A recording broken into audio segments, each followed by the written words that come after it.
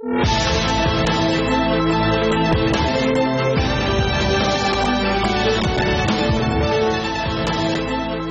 Investor club में आप सभी का एक बार फिर से स्वागत है। जी हाँ, हमारे साथ इस इन्वेस्टर क्लब में दो दिग्गज मौजूद हैं आज, अजय बग्गा साहब और पराग ठक्कर साहब। आप दोनों का ही स्वागत है। और इन्वेस्टर क्लब में काफी सारी महिला इन्वेस्टर्स आज यहाँ पर मौजूद हैं और आप इनको देखकर खुद समझेंगे कि आवाज इन्वेस्टर क्लब में पहले भी कई बार आ चुकी हैं और आज यहाँ पर अपने सवालों के जवाब जानना चाहती हैं। ये हफ्ता भारतीय बाजारों के लिए स्टेबल रहा है, अच्छा रहा है और अगले हफ्ते इन्फोसिस के नंबर्स आने वाले हैं। कैफे कॉफी डे के आईपीओ भी खुलने वाला है और कई सारे ऐसे सवालों के जवाब देंगे हम अगले आधे घंटे में। और शुरुआत करते हैं वैशाली से, वैष्णवी से। वैष्णवी बताइए क्या जानना चाहती हैं? मेरा प्रश्न है कि जैसे चाइनीज स्लोडाउन में चाइनीज स्टॉक मार्केट जो इतना तेजी से गिरा था, उससे इंडियन मार्केट, जैसे एग्जांपल ले लीजिए टाटा मोटर्स का स्टॉक बहुत ज्यादा गिरा था। सो और कौन से स्टॉक्स है जो हम इन्वेस्टर्स को देखने चाहिए, या तो should be sell it out या कौन से बाय करने चाहिए given this situation in Chinese market? China की दिक्कतें काफी कंपनियों पर पड़ी। मदरसन सुम्मी जैसे स्टॉक्स तो जर्मनी की चिंताओं में गिरे, तो ग्लोबल मार्केट्स की दिक्कतें काफी सारे शेयरों पर पड़ी। कहाँ नजर रखें हम? देखिए, एक चीज पक्की है कि जैसे कि आपने पहले पूछा, एक ग्रीस क्राइसिस था वो जो काफी छोटा था। ग्रीस एक बहुत छोटी इकोनॉमी थी, चाइना इज $11 ट्रिलियन इकोनॉमी। तो चाइना के ऊपर काफी global growth, commodity consumption depend करता है और चाइना के स्लोडाउन से इन सब पे अफेक्ट हुआ है। बट अभी मैं ये कहना चाहूंगा कि अभी वो इफेक्ट जो है वो ओवरडन हो गई है। जैसे टाटा मोटर्स 600 रुपया हुआ करता था, आज 400 के नीचे है। तो वैसे काफी स्टॉक्स करेक्ट हो चुके हैं और in fact now we are seeing reversal कि जो इतना करेक्शन हो चुका था, बिकॉज बाद में चाइना के इवेंट के बाद ग्लेनकोर का भी बड़ा इश्यू आ गया था, जिसकी वजह से और सारी काफी कमोडिटी स्टॉक्स नीचे आ गए थे। कल ही ये आया कि ग्लेनकोर की 4 जिंक की माइन बंद हो गई है, इसलिए आज जिंक के भाव इंटरनेशनल मार्केट में ऊपर है। तो मैं ये कहना चाहूंगा कि वो इम्पैक्ट जो है वो एक बार बहुत ज्यादा ओवरडन हो चुकी थी from stock market perspective. From economic perspective definitely China इतनी जल्दी तो वापस से अपने ग्रोथ पे बाउंस बैक नहीं कर सकता है। Plus they are changing their model from investment led to consumption led. तो उसमें ये चलते हुए इकोनॉमिक पर्सपेक्टिव से डेफिनेटली ये इम्पैक्ट लंबी चलने वाली है। But stocks, as you know कि स्टॉक्स एक पर्टिकुलर भाव में एक बॉटम, तो जैसे फॉर एग्जांपल मैं कल ही देख रहा था कुछ एक स्टॉक्स जो कमोडिटी रिलेटेड है, माइनिंग रिलेटेड, उनका मार्केट कैप और कैश सेम हो गया है। तो मतलब इतना करेक्शन हो चुका है कि आपको पूरा बिजनेस, पूरी उसकी माइन फ्री में मिल रही है।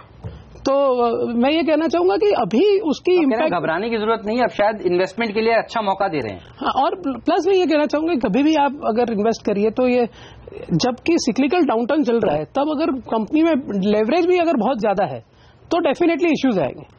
अगर किसी कंपनी में 50,000 करोड़ का डेट है और वो एल्यूमिनियम या स्टील या कुछ बना रहा है जिसकी प्राइसेस और डिमांड नीचे जा रहे हैं, तो डेफिनेटली उस कंपनी में लॉसेज आने के चांसेस बढ़ जाएंगे। तो वैसे भी इतनी ज्यादा लेवरेज वाली कंपनी से दूर रहे तो बेटर है।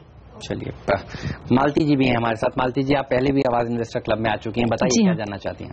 जी हाँ, मेरा पहले तो मैं सबका आप इस चैनल का शुक्रिया अदा करना चाहूंगी कि आपने इतनी सारी महिलाओं को आज इतना मौका दिया है कि हम आपको क्वेश्चन पूछे, हमारे क्वेरी पूछे। Thank you so much. Thank you. और मेरा सवाल ये है कि अगर मैं म्यूचुअल फंड में इन्वेस्ट करना चाहती हूँ तो विच म्यूचुअल फंड, कौन से म्यूचुअल फंड में मैं डाल सकती हूँ जहाँ पे मुझे एटलीस्ट 10 to 15% रिटर्न्स मिले? ऐसे कौन से म्यूचुअल फंड? आपका सवाल भी कुछ म्यूचुअल फंड से जुड़ा ही है? Yes, actually my question is, मेरा सवाल ये है कि म्यूचुअल फंड्स, पीएमएस या स्टॉक्स, फिलहाल मार्केट में हम अगर इन्वेस्ट करना चाहते हैं एज यंग इन्वेस्टर्स या ग्रोन इन्वेस्टर्स, इनमें से किस में इन्वेस्ट करें? तो ये दोनों सवाल एक तरह से म्यूचुअल फंड्स पर आप बताइए, निवेश करें या पीएमएस फंड में जाएं या सीधे शेयर में पैसा लगाएं? म्यूचुअल फंड से शुरुआत करिए। तो अगर आप फ्रेश इन्वेस्टर हैं, पहली बार ही मार्केट में उतर रहे हैं, म्यूचुअल फंड से आपको क्या मिलता है? प्रोफेशनल मैनेजमेंट है, लिक्विडिटी है, डाइवर्सिफाइड पोर्टफोलियो मिलता है आपको और वेल रेगुलेटेड है। पीएमएस उससे ऊपर है। पीएमएस का है कि आपको मिनिमम भी ज्यादा पैसा डालना पड़ेगा। Taxation wise mutual fund better है। म्यूचुअल फंड आपको टैक्स वाइज ज्यादा बेटर रिटर्न्स देगा। पीएमएस मोर, हम जो कहते हैं एक्रेडिटेड इन्वेस्टर, जो इन्वेस्टर थोड़ा एक्सपीरियंस हो गए हैं और जिनके पास ज्यादा पैसे हैं, वो पीएमएस में उतरे। प्योर स्टॉक में आप अगर 3 चीजें हैं आपके पास, आपके पास टाइम है उसको मॉनिटर करने का, आपके पास किसी तरह की ट्रेनिंग है स्टॉक मार्केट समझने की, और आपका टेम्परामेंट है कि कब बेचना है कब खरीदना है, तब आप स्टॉक मार्केट में उतरिए। हमारे यहाँ क्या होता है, पहले हम स्टॉक मार्केट में उतर जाते हैं, सब कुछ गवा के कहते हैं स्टॉक को हाथ नहीं लगाना, सट्टा बाजार है।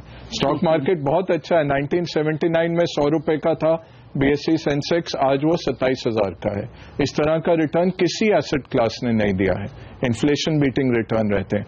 और आपका सवाल 10 से 15%, आप रिटर्न देख के मत चलिए, आप अपना गोल समझिए कि मेरा क्या फाइनेंशियल गोल है। बच्चों की पढ़ाई, घर खरीदना है, बच्चों की शादी, आपका रिटायरमेंट, आपकी सुख सुविधा, ये क्या गोल है, उसके ऊपर आप एसेट एलोकेशन बनाइए। उसमें क्या आपने देखना है, गोल क्या है मेरा, कितना टाइम है मेरे पास किस गोल के लिए, और कितना पैसा है, क्या मैं कमाती हूं, क्या मैं सेव करती हूं, और उसको देख के फिर इन्वेस्टमेंट बनाते हैं। रिटर्न्स उसके बाद आते हैं। अब 15% रिटर्न सबसे उम्दा जो उसका एक जरिया रह सकता है वो है इक्विटी म्यूचुअल फंड। तो इक्विटी म्यूचुअल फंड में आप सिस्टमैटिक इन्वेस्टमेंट प्लान डालिए और हर महीने कुछ ना कुछ रकम डालते रहिए। और हमने देखा पिछले 20 साल 25 साल भी फंड्स ने 15 से 20% प्रति वर्ष रिटर्न्स दिए हैं। तो आपको वो अवेलेबल है। पर्टिकुलर स्कीम्स मैं नहीं बोल पाऊंगा, बट बहुत आपके पास अवेलेबल है। ऐसे मनी कंट्रोल पे भी आप देख सकते हैं, हिंदी में भी मनी कंट्रोल है अब, इसके लिए मुझे पे किया जाता है बोलने के लिए हर बारी, मैं हर कार्यक्रम में बोलता हूं हिंदी मनी कंट्रोल भी देखिए, बहुत अच्छा एनालिसिस है और वो रैंकिंग करके देते हैं। कि बग्गा साहब ऐसे ही मजाक कर रहे हैं, लेकिन केतकी जी बताइए, एक सवाल आपका और भी था। Yes, as a young investor, we should invest in small stocks or in large stocks, means mid cap, large cap. Which stocks we should invest in? Which is better? एक जो मैं ये बताना चाहूंगा कि हर इन्वेस्टर को ये होता है कि मैं कम प्राइस के शेयर ले लूं, 15 रुपया हो, 20 रुपया हो, 25 रुपया हो, जिसमें मुझे बहुत बड़ा मुनाफा होगा। मेरे हिसाब से ये बहुत गलत सोच है, क्योंकि एक कंपनी की वैल्यू वो नहीं है जो वो खाली शेयर के भाव से नहीं होती है, वो नंबर ऑफ शेयर इनटू वो शेयर प्राइस है जो मार्केट कैप होता है, वो देखना चाहिए। तो अगर आप 20 रुपए का शेयर ले रहे हो, उसके 400 करोड़ शेयर है, तो आप एक्चुअली वो कंपनी 8,000 करोड़ में ले रहे हो और उसमें डेट है। तो मेरे हिसाब से इतना बेसिक अगर आप स्टडी कर ले और फिर उसका प्रॉफिट देख ले, इतना करे तो, और इतना किए बिना मेरे हिसाब से किसी को भी इंडिविजुअली स्टॉक्स नहीं लेना चाहिए। अगर जैसे बग्गा साहब ने कहा कि तो फिर तो systematic investment plan mutual funds में करते रहिए, वो बेस्ट ऑप्शन है। क्योंकि अगर इतना होमवर्क करके अगर नहीं करना है तो फिर पैसा गवाना ही हो जाता है। तो थोड़ा सा इतना होमवर्क करके करना चाहिए। कोई शेयर सिर्फ सस्ता है इसलिए अच्छा है, ऐसा नहीं हो सकता है। चलिए, पेनी स्टॉक से फिलहाल दूर रहिए। ये राय हमारे एक्सपर्ट्स आपको सीएनबीसी आवाज पर हर रोज देते हैं और आज भी इस इन्वेस्टर क्लब के माध्यम से देना चाहेंगे। लेकिन लेते हैं एक छोटा सा ब्रेक। अगर आप सोच रहे हैं कैसे आए आप आवाज इन्वेस्टर क्लब में, तो तरीका आसान है, आपको फोन उठाना है, लिखना है AIC, देना है स्पेस और लिखिए इंटरेस्टेड, भेज दीजिए 51818 पर। एक ब्रेक लेते हैं, ब्रेक के बाद फिर हाजिर होते हैं।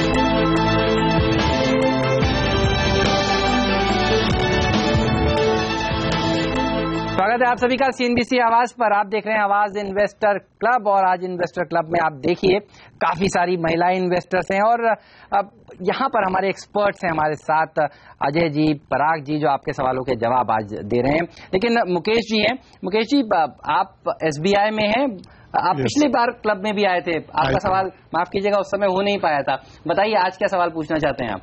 मेरा एक सवाल यह है कि एक अच्छे पोर्टफोलियो में हाई बीटा स्टॉक्स और लो बीटा स्टॉक्स का क्या परसेंटेज रहना चाहिए? देखिए, बीटा क्या है? बीटा है कि मार्केट के कोरिलेशन में या मार्केट के कंपैरिजन में वो स्टॉक कितना बढ़ेगा। तो मार्केट का बीटा हम कहते हैं 1, और स्टॉक अगर 1.2 है तो इंटू 1.2 वो बढ़ेगा। अगर मार्केट बढ़ता है 1 यूनिट से, उससे कम है तो उतना कम बढ़ेगा। तो लो बीटा स्टॉक सेक्टर्स अगर आप देखें क्या क्या है, FMCG है, फार्मा है, IT है।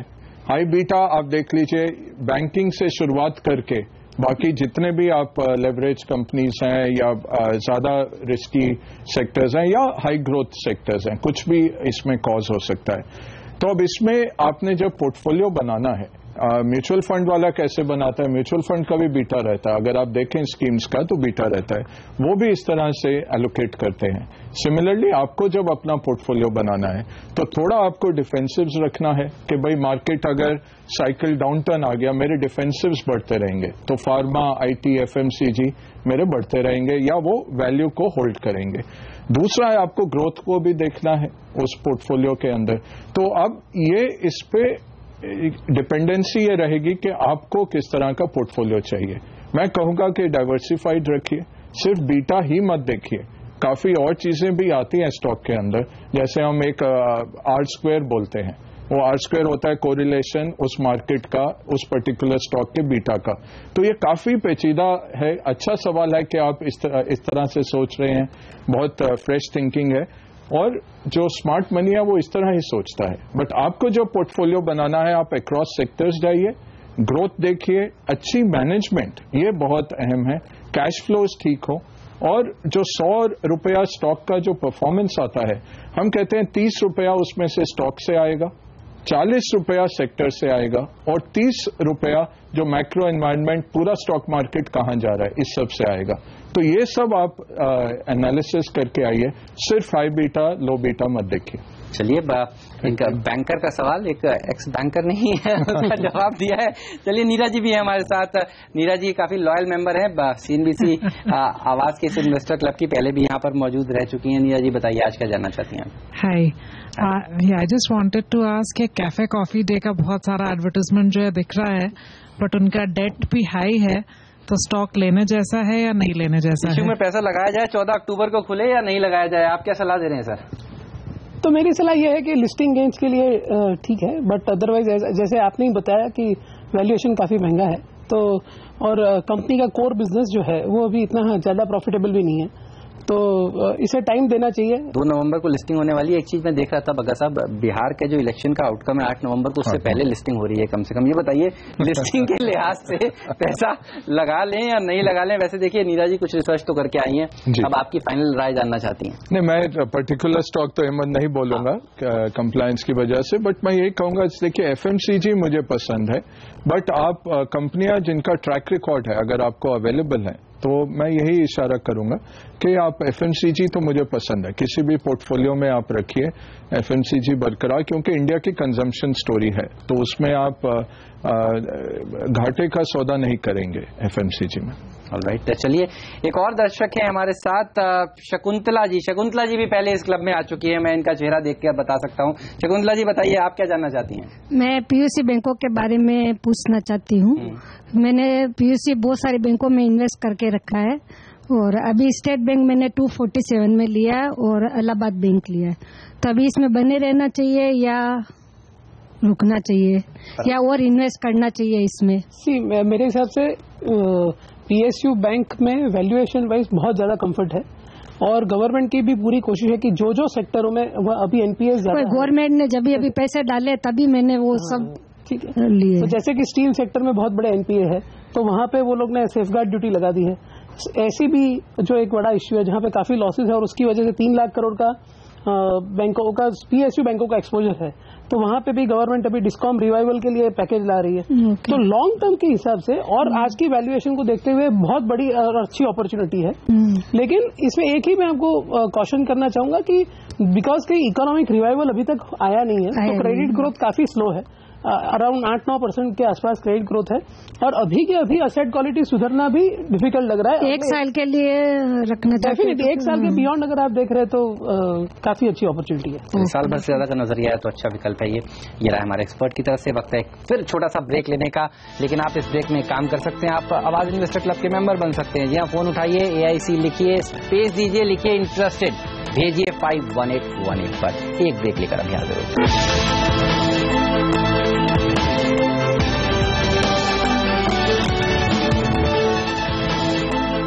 स्वागत है आप सभी का सीएनबीसी आवाज पर। आप देख रहे हैं आवाज इन्वेस्टर क्लब, और इस क्लब में काफी सारी महिला दर्शक आज हमारे साथ मौजूद हैं। मैं बार बार कह रहा हूं कि आज एक तरह से सूडो महिला इन्वेस्टर्स का जमावड़ा यहां पर लगा हुआ है, ये कहना चाहिए। सीमा जी हैं हमारे साथ। सीमा जी बताइए, आप क्या जानना चाहती हैं? आप भी पहले आ चुकी हैं Awaaz investor club. Thank you for inviting again. बार बार आते भी रहेंगे, बुलाते रहिएगा। बिल्कुल बिल्कुल, बताइए। उसके पहले जस्ट आपका सब कॉलिग्स का थैंक यू। आपका चाय का चर्चा हमारा चाय के साथ ही होता है शाम का। ऑलराइट, धन्यवाद। Okay, my question is Axis bank and SBI bank, इन दोनों में से मुझे फेवरेबल कौन सा होगा सर? बिकॉज वो लेना है। और एक सेकंड टाटा मोटर्स DVR, ये मुझे लॉन्ग टर्म का कैसा फेवर होगा अगर रखता है तो Tata Motors DVR long term के लिए डेफिनेटली एक बेटर ऑप्शन है, बिकॉज एक तो उसका टाटा मोटर्स मेन शेयर के साथ कम से कम 25 से 28% का डिस्काउंट अभी भी चल रहा है, जो एक टाइम में तो 37-38% तक चला गया था। और प्लस टाटा मोटर्स की जो तकलीफ है रिलेटेड टू चाइना, वो definitely over a period of time, अगले 2-3 क्वार्टर में तो डेफिनेटली सॉल्व हो जाएगी। प्लस 65% ऑफ टाटा मोटर्स का कॉस्ट जो है वो एल्यूमिनियम है, और एल्यूमिनियम के भाव गिर गए हैं, जिसका बेनिफिट भी उनको Q4 से आना शुरू होगा। और प्लस डोमेस्टिक में ट्रक साइकिल बहुत रिवाइवल पे है, तो वो भी Q4 में रिफ्लेक्ट होगा। तो मेरे हिसाब से टाटा मोटर्स DVR अगर आपके पास है तो 100% रखने चाहिए लॉन्गर टर्म पर्सपेक्टिव से। और SBI और एक्सिस बैंक के बारे में ये कहना चाहूंगा कि bank is a proxy to economy. तो अगर इकोनॉमी सही करेगी, अगर ओवरऑल क्रेडिट ग्रोथ होगा और असेट क्वालिटी इंप्रूवमेंट होगा, तो दोनों में ही फायदा होगा, और दोनों ही बहुत अच्छी बैंक्स है। तो इसलिए मैं ऐसा नहीं कहना चाहूंगा कि ये दोनों में से क्या। सर ऐसे स्पेसिफिक नहीं, बिकॉज SBI एक्सिस में मुझे प्रॉफिट हो रहा है, तो मैं क्या सोच रही हूँ कि वो बेच के SBI which is of a lesser rate, I can buy more of a quantity, so when it goes up I can definitely make. तो नहीं बराबर है, बट पॉइंट इसके मेरे हिसाब से दोनों ही best proxy of India story है। SBI ले लीजिए, एक्सिस ले लीजिए, ICICI ले लीजिए, तो मेरे हिसाब से जब भी रिकवरी आएगी इन सारे शेयर्स में आपको काफी फायदा होगा। Even private and public sector both are good. चलिए, तो दोनों ही आपने जो शेयर पूछे हैं अच्छे हैं, आप परेशान मत होइए, रखिए, लॉन्ग टर्म में आपको सब अच्छे रिटर्न देंगे। नीता जी भी हैं हमारे साथ। नीता जी, आपका भी स्वागत है, आप पिछली बार भी आई थी आवाज इन्वेस्टर क्लब में, बताइए। Thank you for calling again. अच्छा, दूसरी चीज, मेरा क्वेश्चन ये है कि मेरा हाउसिंग और उससे रिलेटेड सेक्टर से है कि अभी जब अफोर्डेबल हाउस की बात हो रही है और स्मार्ट सिटी की बात हो रही है, at the same time interest rate भी कम हो गए हैं, तो हमें उससे रिलेटेड किस सेक्टर में करना चाहिए? लाइक हमें सीमेंट जैसे मटीरियल वाले सेक्टर में करना चाहिए, या हाउसिंग फाइनेंस में करना चाहिए, या फिर reality stocks like SDIL, Ashok Bhat developers? साहब बताइए। रियलिटी स्टॉक्स नहीं, लेवरेज इंफ्रास्ट्रक्चर नहीं, जिनका बहुत ही डेट है वैसा इंफ्रास्ट्रक्चर में हाथ लगाइए।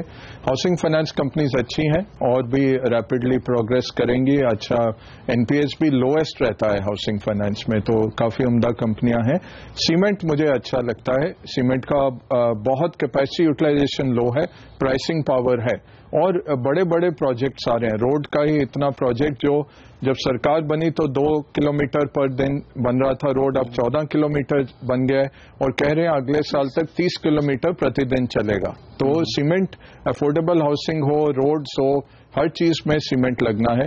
पूरा आंध्र प्रदेश देखिए नया कैपिटल बन रहा है, तो जैसे साउथ के सीमेंट था कि भाई उनकी कैपेसिटी यूटिलाइजेशन इतनी नहीं हो रही, एक नया शहर बनने जा रहा है अमरावती में, तो बिल्कुल ये टर्न अराउंड स्टोरी है सीमेंट की, और प्राइसिंग अच्छी है, वेल रन कंपनियां हैं, तो सीमेंट बहुत उम्दा। Housing finance yes, cement yes, infrastructure selective, and real estate बिल्कुल नहीं। चलिए, तो रियल एस्टेट स्पेस से बिल्कुल दूर रहिए, ये राय हमारे एक्सपर्ट आपको दे रहे हैं। मीता जी भी हमारे साथ यहाँ पर मौजूद हैं। मुकेश अग्रवाल साहब, जिनका सवाल हमने कुछ देर पहले लिया था, उनकी धर्मपत्नी है। बताइए मैम, क्या जानना चाहती हैं? मेरा नाम मीता अग्रवाल है, मैं बरेली उत्तर प्रदेश से आई हूँ जी। मेरा सवाल ये है, मैं अभी शेयर मार्केट में नई हूँ और 2 लाख का इन्वेस्ट करना चाहती हूँ, तो किस शेयर में करूँ जो मेरा पैसा भी सेफ रहे और रिटर्न भी अच्छा मिले? सेक्टर्स तो काफी सारे सर ने बताए, आप बताइए सर, कहाँ पर निवेश करना चाहिए? 2 लाख रुपए अभी आज निवेश करने हो लॉन्ग टर्म के लिए, तो कहाँ पैसा डालें?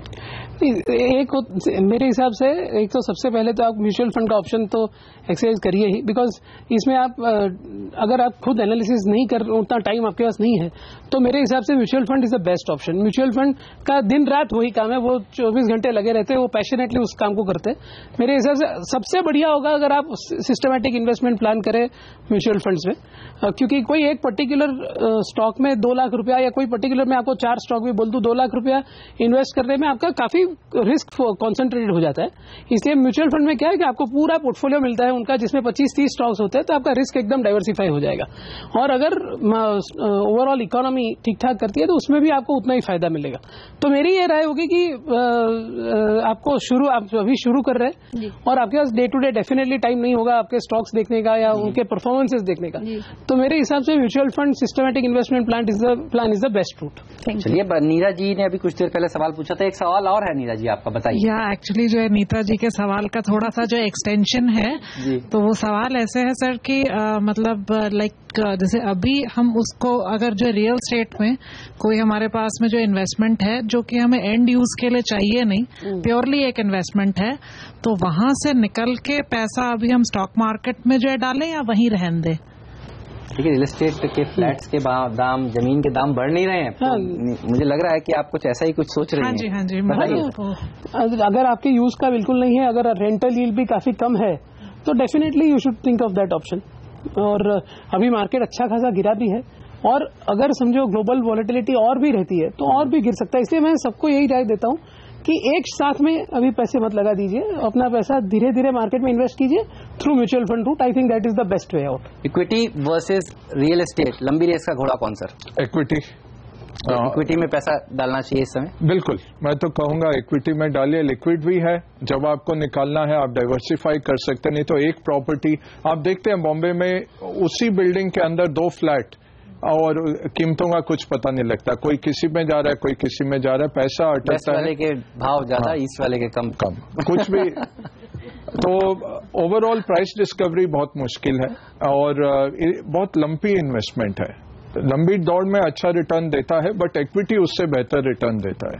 तो मैं ये कहूंगा पैसा निकाल के धीरे धीरे आप निवेश करिए, एक पोर्टफोलियो बनाइए, ज्यादा बेटर रहेगा। चलिए, तो रियल एस्टेट से थोड़ा परहेज करिए, इक्विटी में पैसा डालिए, अच्छा मौका है लॉन्ग टर्म में, यहाँ पर अच्छा पैसा बनेगा। आवाज इन्वेस्टर क्लब में आज यही है मंत्र जो आपको लेना है।